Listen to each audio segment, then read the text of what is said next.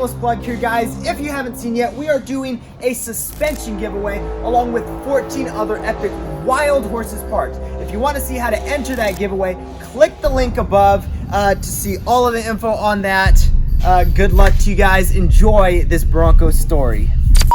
Favorite memory is the first day that I drove it.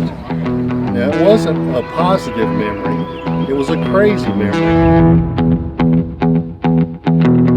I'm Rick Lowe from Huntersville, North Carolina, looking at a 74 Bronco that I purchased back in 2005 and took about an 8-year frame-off restoration. It could have been done before the end of 8 years, but I've finished it in 2013, brought it to the Bronco show here in 2013. Been coming to the show here probably ever since about 2011.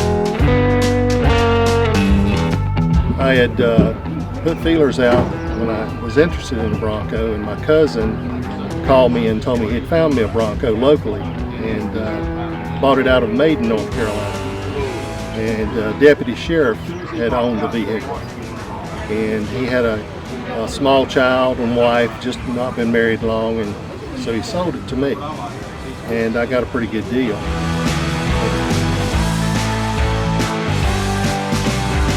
Favorite memory is the first day that I drove it. Now, it wasn't a positive memory, it was a crazy memory. So the first day I drove it, went down the road and you could hardly keep it on the road. And also when you would actually hit the brakes, you didn't know whether you were going to go to the right or the left. So for about a month or so, I chased the suspension, tried to get it to drive right. And I finally corrected all of that. The biggest thing was an anti-sway bar. So that's probably the biggest day when I drove it. It has to have the look, you know, it has to be right, in my opinion. I don't like too big of tires and wheels, crazy things like that, but I especially like the color. I've been going to car shows for years, even before '05 when I got it, and I saw those cars, the trucks, that had the orange pearl paint. So I kind of carried that over onto the Bronco and painted it, and turned out very well. It's called Orange Crushed Pearl.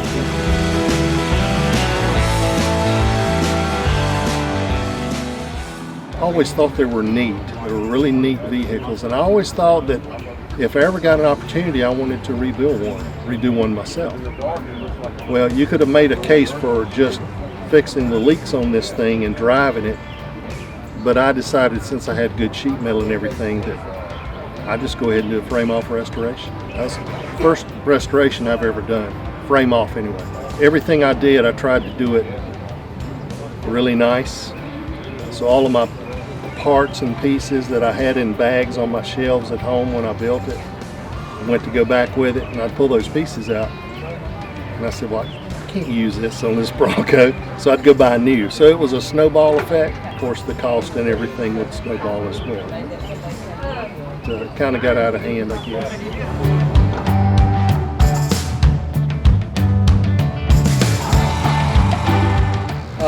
We're looking at a 302. Basically, I have the same block, different heads, aluminum intake. 302, I have a Sniper fuel injection that I put on it. First, I put a carburetor on it, and that's one of the changes that I made, changed to Sniper, and that's been a really good thing. So it has the C4 transmission, Dana 20 transfer case. I've got 350 ratio front end and rear. It's 3.5 inch suspension raise, no body lift at all. 33 1250 by 15 tires, and that was a personal preference. I didn't want to go with the 35s. I've had nothing but positive experience with wild horses. You know, I did a lot of purchasing from, you know, aftermarket suppliers, but I really like dealing with wild horses. They've always been really good. I've called for a lot of technical questions, advice, and it's always been great. And of course, the things that I bought, you know, you send the little stickers or the windshield stickers or whatever, and I thought they were neat as well. And you know, I stuck the stickers on here, and then even my tag says Wild HSE, which is Wild Horse. Nothing but a positive experience all the way around. And if it were different, I'd say so. It's been good.